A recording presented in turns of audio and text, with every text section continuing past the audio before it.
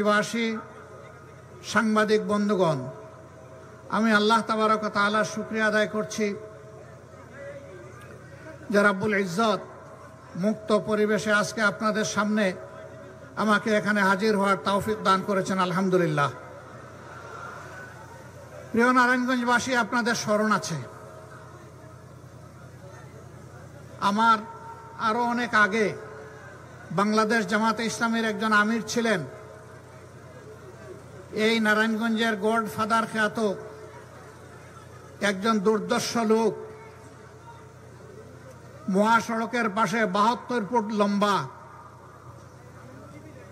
একটা ব্যানার টানিয়ে রেখেছিলেন। উনি সেই ব্যানারে লিখেছিলেন, অমুকের প্রবেশ নারায়ণগঞ্জে নিষিদ্ধ। আরেক ধাপ এগিয়ে তিনি জেলা প্রশাসক এবং জেলার পুলিশ সুপারের উপস্থিতিতে একটা সভায় বলে রেখেছিলেন, ডিসিএসপি সাহেব, আমার নামে খুনের একটি অগ্রিম মামলা দায়ের করে রাখেন।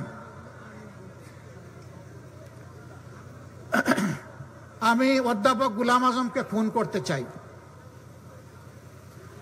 আলহামদুলিল্লাহ, স্বৈরাচারী সরকারের জুলুমের শিকার হয়ে কারাগারে তিনি থাকা অবস্থায় দুনিয়া থেকে বিদায় নিয়েছেন, কিন্তু গডফাদারের সুযোগ হয় নাই সরাসরি তাকে খুন করার। এই অধ্যাপক গোলাম আজম সাহেবকেই তিনি নিষিদ্ধ ঘোষণা করেছিলেন নারায়ণগঞ্জের মাটিতে। যে ভাই নিষিদ্ধ ঘোষণা করেছিলেন, আজকে তিনি কোথায়? তিনি কি নারায়ণগঞ্জে আছেন? অহংকার ভালো জিনিস নয়। গর্ব অহংকার করতে নাই, দাম্ভিকতা দেখাতে নাই, ক্ষমতার জোরে ছড়ি ঘুরাতে নাই, মানুষকে খুন করতে নাই, সন্ত্রাসকে প্রশ্রয় দিতে নাই, সন্ত্রাসীদেরকে লালন করতে নাই। এই কাজগুলো যারা করেন, দুনিয়ায় তারা তাদের করুণ পরিণতির একটা অংশ ভোগ করেন এবং আখিরাতে আদালতে at the day of final judgement আল্লাহ তাআলা তাদেরকে শুলে চড়াবেন সেদিন। সেই শুলটা বাংলাদেশের বিভিন্ন দেশের বিদ্যমান শুলের মতো নয়, সেটা আগুনের মহাকুণ্ড। আল্লাহকে ভয় করুন, দাম্ভিকতা অহংকার পরিহার করুন, তওবা করুন, আগে মানুষ হন, তারপরে মুমিন হন। আমরা কোনোদিন বলি নাই যে আল্লাহর মেহেরবানিতে কি এইখানে লোকদের একটু কষ্ট হচ্ছে, যারা মিডিয়ার ভাই তারা সামনে আছেন এই জন্য, তাই না? এইখানে আবার লাল পট্টি মাথায় বেঁধে কেউ কেউ হুকুম দিচ্ছেন পিছন থেকে বসে যান। না, কেউ বসবে না এখানে। তারা তাদের পেশাগত দায়িত্ব পালন করবে, ধৈর্য ধরে ইনশাল্লাহ আপনারা সহযোগিতা করবেন।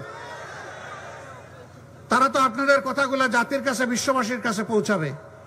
তো এই কাজ না করলে পৌঁছাবে কিভাবে? ইনশাল্লাহ আপনারা ধৈর্য ধরে বসুন, কথা শুনুন, যতটুকু দেখতে পারেন আলহামদুলিল্লাহ। আমার সম্মানিত ভাইয়েরা,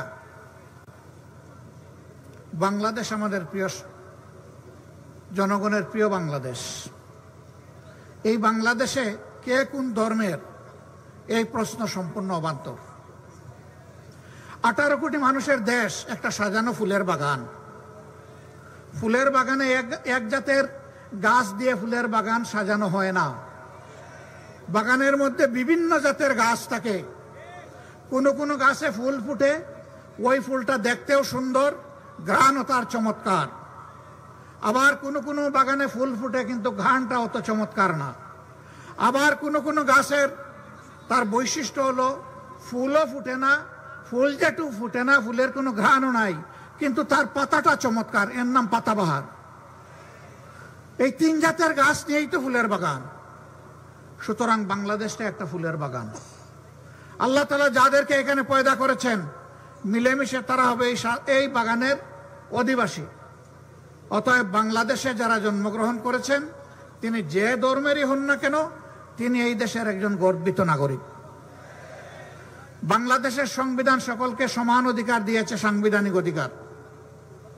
কিন্তু আশ্চর্যের বিষয়, কষ্টের বিষয়, 54টা বছর এই জাতিকে বিভিন্নভাবে ভাগ বিভক্ত, টুকরা টুকরা করে রাখা হয়েছিল।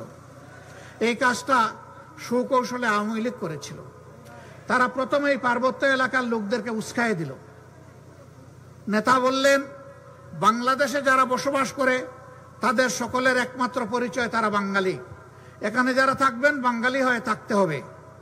পার্বত্য চট্টগ্রাম তার এই কথায় প্রতিবাদে গর্জন করলো, অস্থির হয়ে উঠল যে আমরা বাঙালি নই, আমরা পাহাড়ি।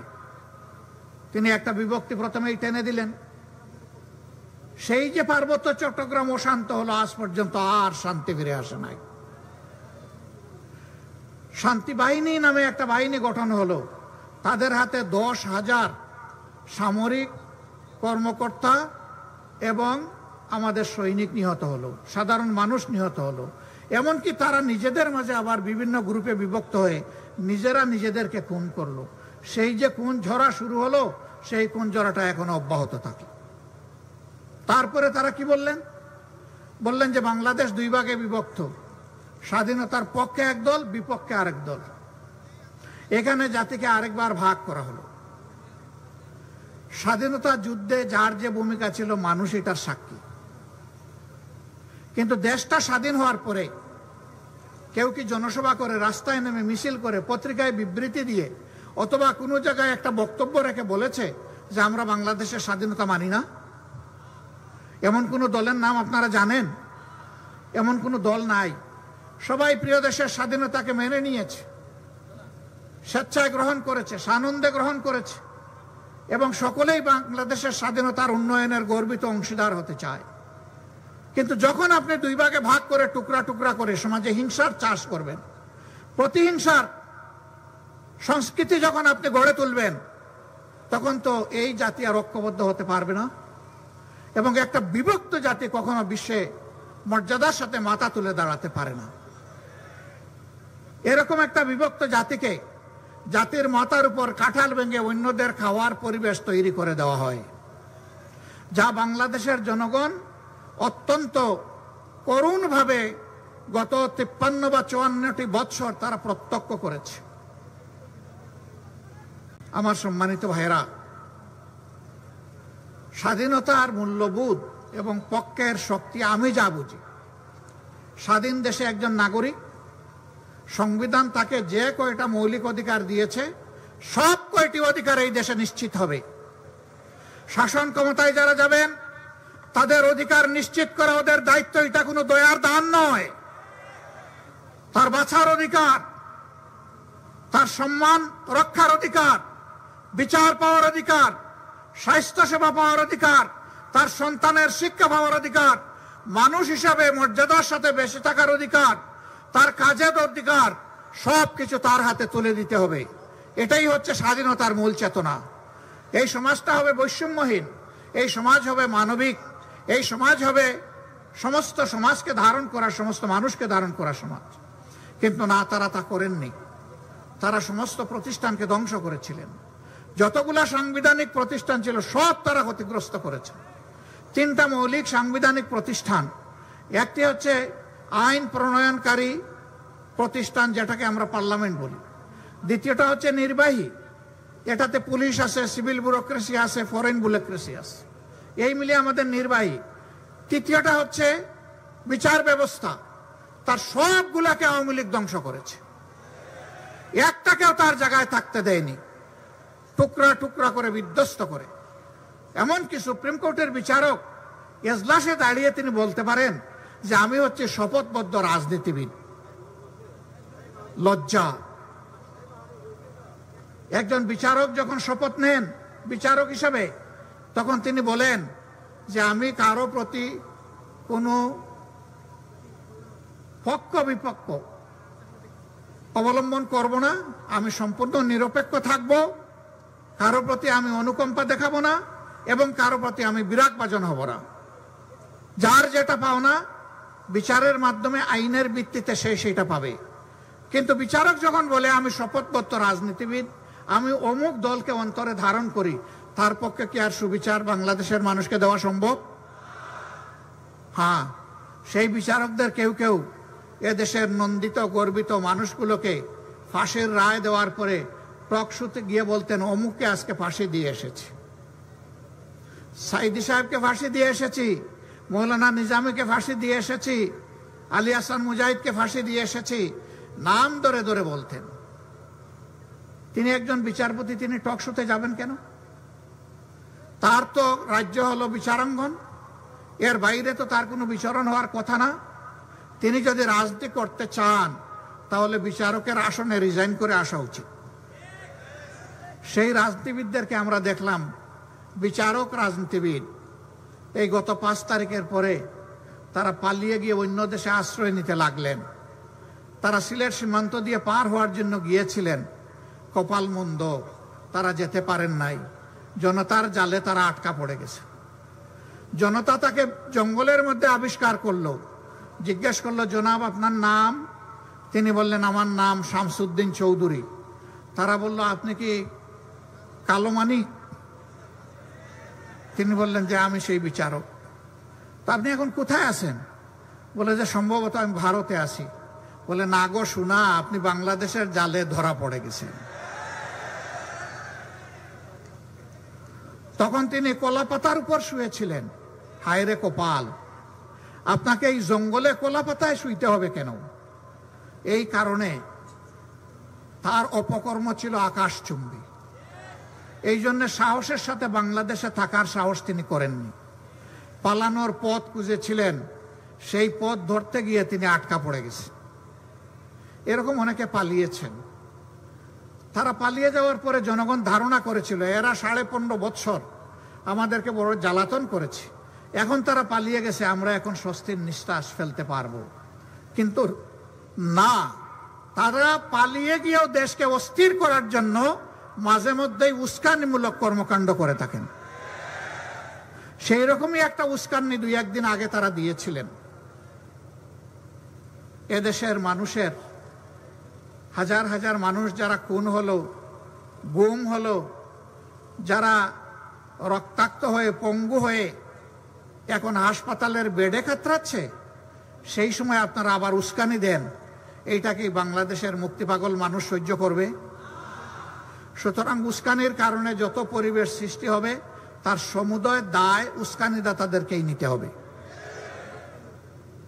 প্রিয় দেশবাসী, গেল তাদের আমল, করলো ধ্বংস বাংলাদেশ, জাতিকে করলো বিভক্ত।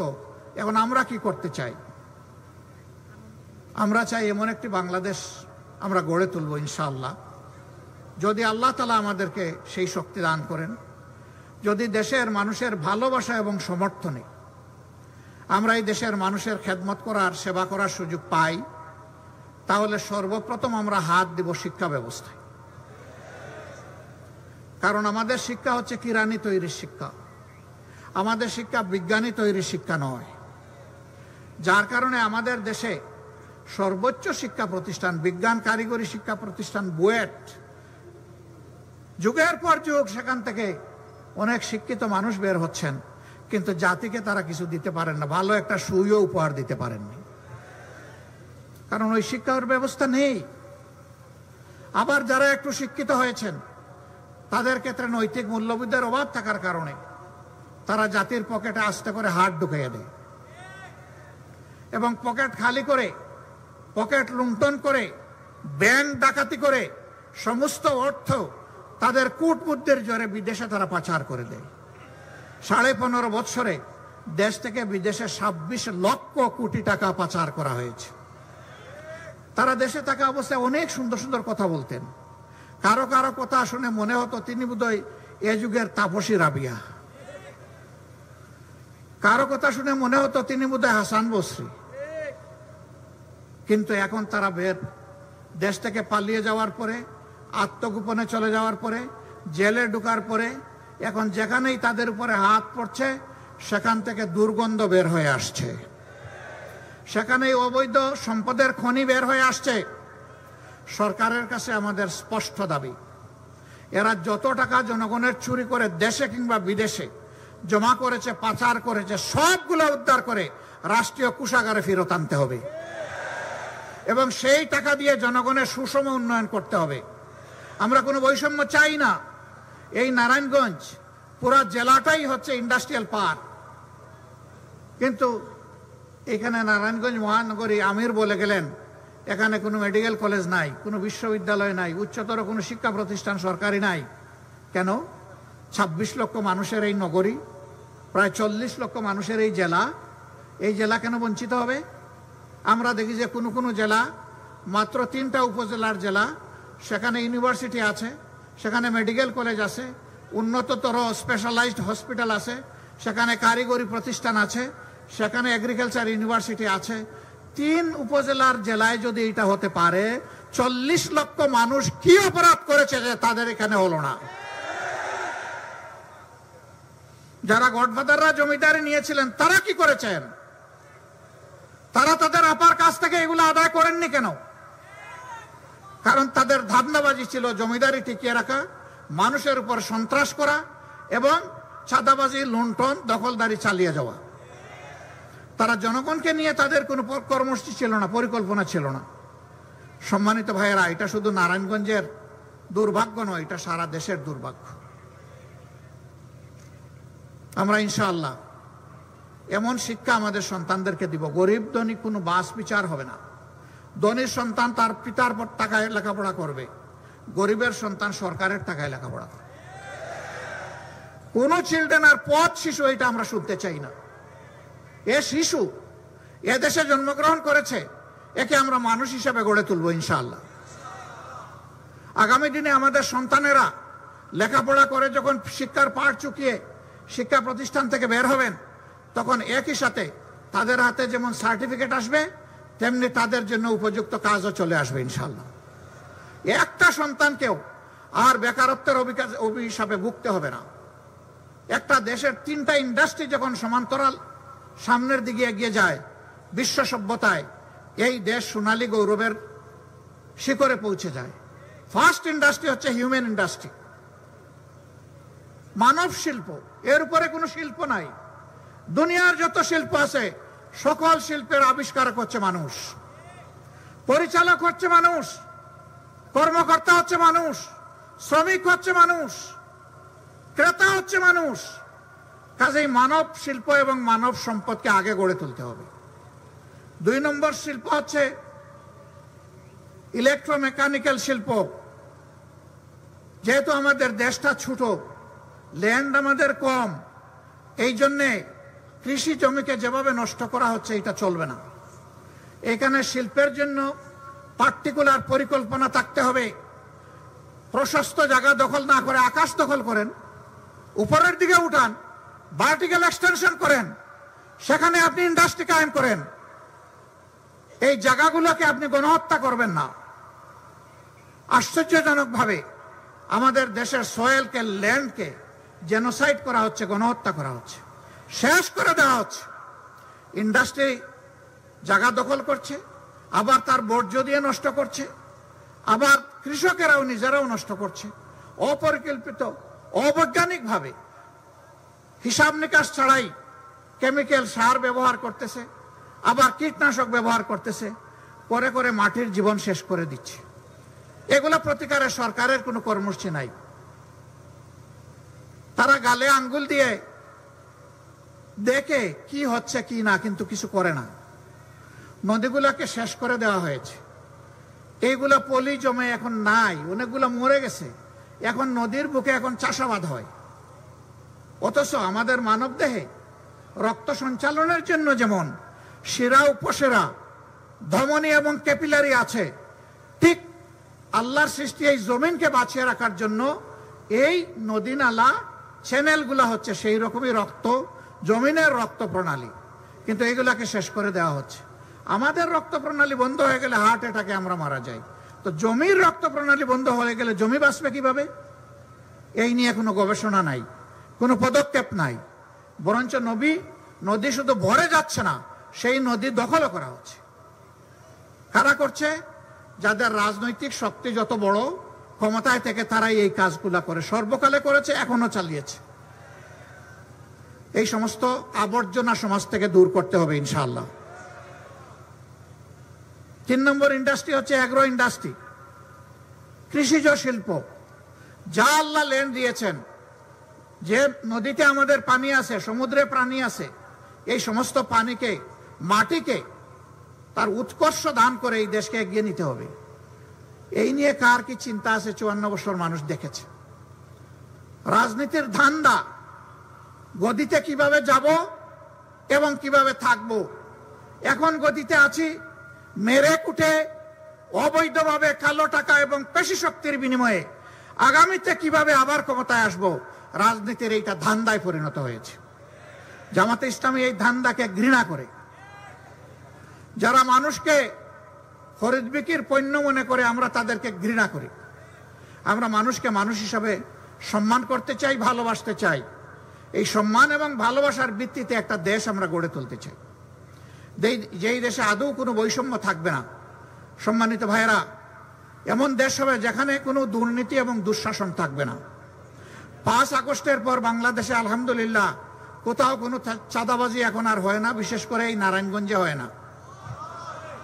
নারায়ণগঞ্জেও হয়। কোনো দখলদারি তাও হয়। এখানে আর অফিস আদালতে ঘুষ চলে। তাহলে কেন আমাদের এতগুলা জীবন ঝরলো? এতগুলা মানুষ কেন পঙ্গু হলো?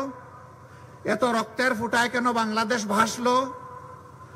আমি বিনয়ের সাথে অনুরোধ করব, আমি দল মত ধর্ম যার যার, কিন্তু বাংলাদেশটা আমাদের সবার।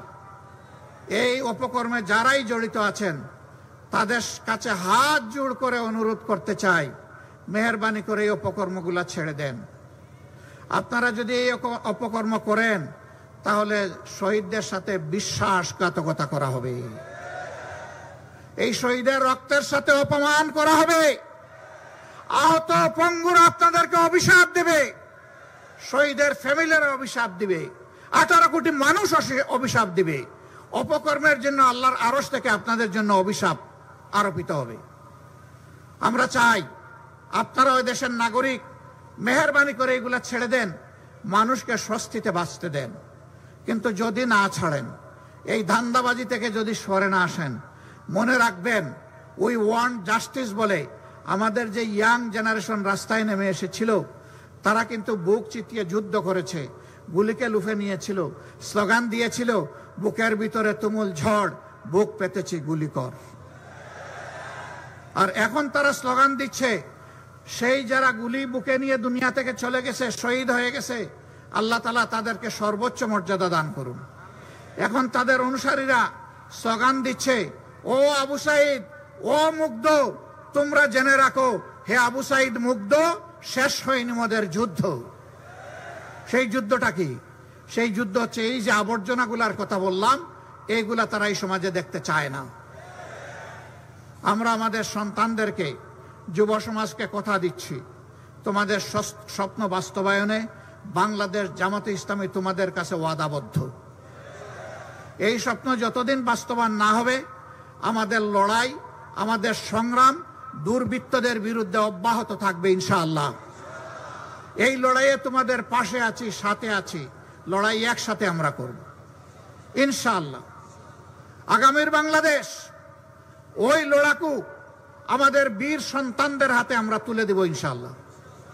তোরা দেশ চালাবি, পিছন থেকে আমরা তোমাদেরকে পরামর্শ দিব, সহযোগিতা করব, দোয়া করব। ভুল করলে শক্ত করে টান দিয়ে ধরব, যে ভুল করা যাবে না, অনেক ভুল এই জাতি করে ফেলেছে, আর তোমাদেরকে ভুল করতে দেওয়া হবে না। সেই রকম একটা স্বপ্নের বাংলাদেশ আপনারা চান কিনা? ওই বাংলাদেশটা হবে ইনশাআল্লাহ মানবিক বাংলাদেশ। এখানে আমার প্রত্যেকটা মা, আমার বোন, আমার মেয়ে, সে ঘরেও থাকবে নিরাপদ, বাইরে যখন বের হবে তখন আরো একটা জিনিস তার সাথে সে পাবে, নিরাপত্তার সাথে পাবে মর্যাদা। যখন সে কর্মস্থলে পেশাগত দায়িত্ব পালন করবে, এই দুইটি জিনিস নিয়েই সে নিরাপত্তা এবং মর্যাদা নিয়ে ইনশাআল্লাহ দায়িত্ব পালন করবে।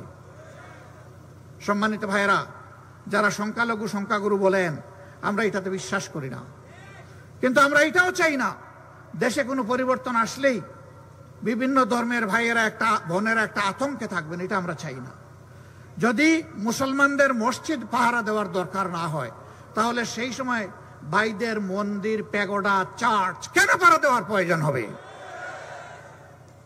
আমরা দেখতে চাই একটা অহিংসার বাংলাদেশ, মিলেমিশে একটা সম্প্রীতির বাংলাদেশ। আমরা মিলেমিশে এখানে সৎ প্রতিবেশী ভাই হিসাবে থাকবো, ভাই বোন হিসাবে থাকবো, এমন একটি বাংলাদেশ চাই।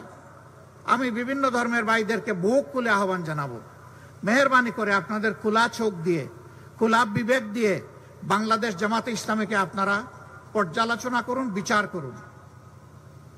আমি আপনাদেরকে অনুরোধ জানাবো, স্বাধীনতার পর 54 বছর বাংলাদেশের কোন নেতা, কোন কর্মী অন্যায়ভাবে কোথায় আপনাদের কারো একটুখানি জমি দখল করেছে, মেহরবানি করে আমাদেরকে জানিয়ে সাহায্য করুন। কার ইজ্জতের উপরে হাত দিয়েছে, মেহরবানি করে আমাদেরকে জানতে দিন। কার জীবনের উপরে হাত দিয়েছে, আমাদেরকে জানতে দিন। আমরা কথা দিচ্ছি, আমরা ইনশাআল্লাহ তার সুষ্ঠু প্রতিকার করব, ন্যায় বিচার আপনাদেরকে উপহার দেব। আর যদি আপনাদের বিবেক বলে যে না, এ দলের নেতাকর্মীরা এই সমস্ত অপকর্মে জড়িত নয়, তাহলে আপনাদেরকে আমরা কথা দিচ্ছি যে আপনাদের এবং সমস্ত জনগণের নিরাপত্তার জন্য আমরা অঙ্গীকারবদ্ধ। আমরা ক্ষমতায় যাই অথবা না যাই, ক্ষমতায় থাকি অথবা না থাকি, এটি আমাদের মানবিক দায়িত্ব, এটা আমরা পালন করব ইনশাআল্লাহ। যার প্রমাণ আমরা দেওয়ার চেষ্টা করছি। যতক্ষণ পর্যন্ত দেশবাসী আপনারা বাংলাদেশ জামাতে ইসলামীকে ন্যায় এবং কল্যাণের উপরে দেখবেন, সত্যের উপরে দেখবেন, ততদিন পর্যন্ত আমরা আপনাদের বুক ভরা ভালোবাসা চাই। আমরা আপনাদের সৎ পরামর্শ চাই, চলার পথে সহযোগিতা চাই, দেশ গড়ার কাজে আপনাদেরকে সাথে চাই, পাশে চাই। আর আপনাদের বুকে আমাদের জন্য একটু জায়গা চাই। কিন্তু আমরা যদি কোনো অন্যায় করি, অবশ্যই আপনারা আমাদের ন্যায়সঙ্গত সমালোচনা করবেন এবং আমাদের অন্যায় কাজের গতি বন্ধ করে দেবেন।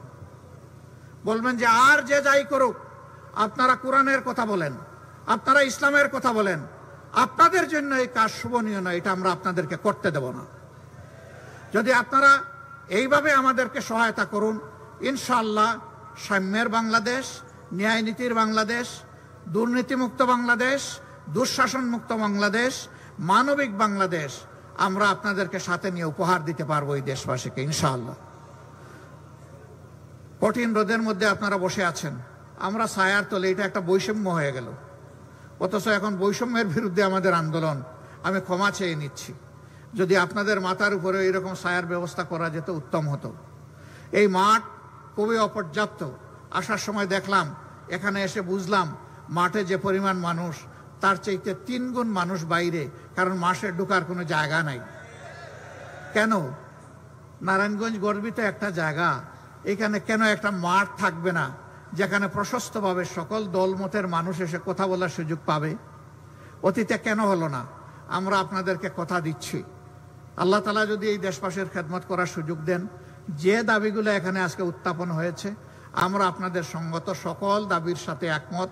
আমি আরেকটা যোগ করে দিলাম যে এখানে একটা বিশাল মাঠেরও প্রয়োজন হবে।